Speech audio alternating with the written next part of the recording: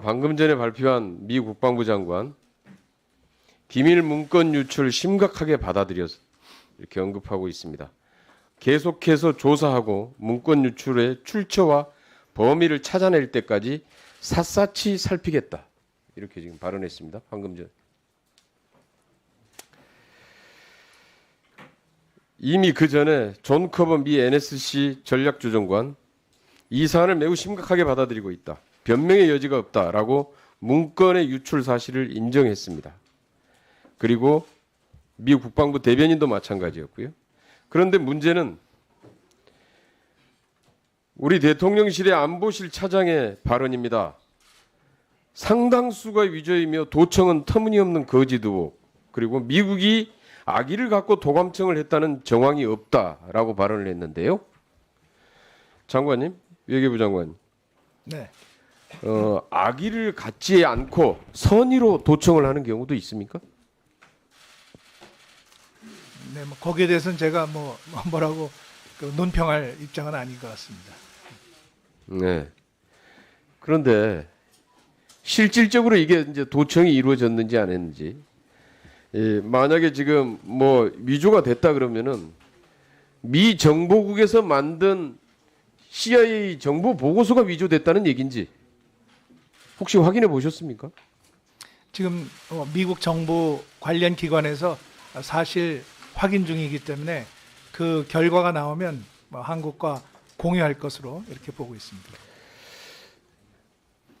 이 국가 안보에 대형 구멍이 뚫렸습니다. 대형 보안 사고입니다. 문제는 이런 사고가 났을 때의 우리 대통령실의 대응 태도입니다.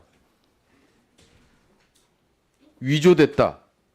어디에 어떤 부분이 위조됐다는 얘기인지 한마디도 없고 그냥 위조됐다. 언론이 가짜 뉴스를 썼다는 얘기인지 아니면 CIA가 정보 보고서를 위조했다는 얘기인지 어느 부분이 어떻게 달라졌다는 얘기인지 한마디도 없습니다. 그냥 위조됐다.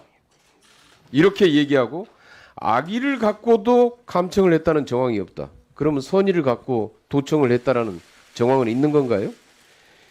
이런 식의 지금 대응 방식, 주권 국가로서 이러한 불법 도청에 대해서 강력하게 항의를 하고 어떤 방식으로 어떻게 도청이 이루어졌는지 진상을 밝히라고 요구하고 재발 방지 대책을 마련해도 모자랄 판국에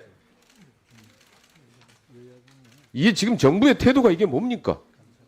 대통령실의 이 반응을 보면은 정말 비굴하기 그지없습니다. 과연 주권 국가인지 의구심이 들 정도로 정말 참 한심합니다. 한심해. 드러난 사실 그대로 보면 이미 도청이 자행됐다는 것은 사실이고 미국도 그것을 인정을 하고 있습니다. 우크라이나 전쟁 정보에 관한 부분에 대해서 위변조된 허위 정보라고 주장을 하면서도 CNN의 10일 보도에 따르면 군사작전을 우크라이나는 변경했습니다. 가짜라면 왜 변경할 필요가 없었잖아요. 이미 이런 정황들이 미국에서는 실질적으로 이게 도청이 이루어졌고 그래서 이것을 확인하기 위해서 김성한 안보실장과 이문희 외교비서관이 당시에 어떤 대화를 나눴고 그게 실질적으로 이게 지금 문건의 내용과 일치하는지에 대해서 확인 여부가 대단히 중요한데 국회에서 출석하라고 그러니까 반차를 내고 도피를 합니까? 장관님 어떻게 조치해야 되지 않겠습니까? 네. 이 문제에 대해서는 어제 대통령실에서 발표가 있었고 또 한미 국방장관 간의 또 전화 통화가 있었습니다. 그래서 대통령실에서 발표한 그 내용을 일단 존중을 해주시면 감사하겠습니다. 지금은 이 사실 확인이 가장 중요한 시점이라고 생각을 합니다. 이게 어떻게 이런 일이 일어났는지 또 이러한 문건들의 그 신빙성이 있는 것인지 아닌지 또 어떻게 이것이 그렇게 퍼지게 됐는지 이런 그 관계 기관의 조사 결과를 바탕으로 해서 그 한미 양국이 그러한 결과를 공유해 가면서 이 문제에 대해서 긴밀하게 협의하면서 대처해야 할 문제라고 생각을 합니다. 이게 협의 정도로 끝나야 될 내용인가요? 과거 이런 도청 사건이 발생했을 때 프랑스 마크롱 대통령과 독일 메르켈 총리는 어떻게 대응했습니까? 네, 문제를 제기한 것으로 강력하게 항의했습니다. 그리고 미국 대통령은 다시는 동맹국에 대해서 도감청을 하지 않겠다라고 약속했습니다. 우리는 지금 이게 지금 대응하는 태도입니까? 협의를 해보겠다고요? 그리고 이 뭡니까? 악의를 갖고 도청했다고 생각하지 않는다고요? 도청이 선의를 가지고 하는 도청이 있습니까?